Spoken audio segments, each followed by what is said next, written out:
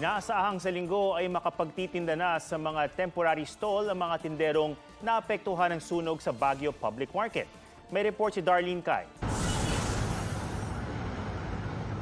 Ganito kalaki ang sunog na tumupok sa Baguio City Market noong Sabado. 1,700 stalls ang apektado. Ito na ang iniwan ng sunog, ang mga paninda na abo, habang wasak ang mga istruktura. Nagtulong-tulong ang mahigit 500 volunteers para sa pagsasaayos ng nasunog na palengke. Ayon kay Mayor Benjamin Magalong, aabuti ng 1 linggo para linisin, ayusin at maglagay ng temporary stalls para sa mga nasunugang vendors. So dapat by Sunday ay nakabalik na yung ating mga market vendors. And that's the reason why talagang nag-mobilize kami kasi ang pinakauna niyan is yung clean-up drive. Sabi ng Bureau of Fire Protection Baguio, may mga fire investigator mula sa Maynila na darating doon para mag-imbestiga. Nasa 24 na milyong piso ang halaga ng pinsala.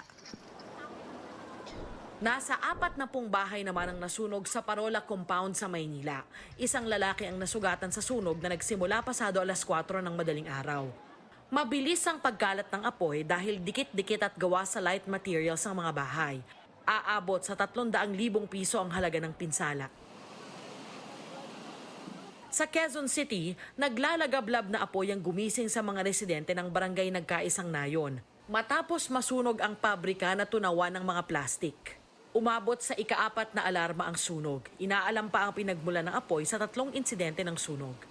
Sa kabila ng sunod-sunod na sunog, ayon sa BFP, mas mababa pa rin ng 15% ang fire incidents ngayong taon kumpara last year. Malaking factor umano dito ang kanilang tuloy-tuloy na fire prevention campaign. Let us always remember na emergency response is equivalent to awareness. So kung gaano ka-aware yung tao, yun yung kaya niyang gawin. Ako si Darlene Kai para sa GMA Integrated News. Huwag magpahuli sa mga balitang dapat niyong malaman.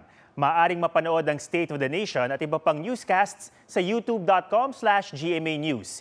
I-click lang ang subscribe button. Sa mga kapuso naman abroad, maaari kaming masubaybayan sa GMA Pinoy TV at www.gmanews.tv.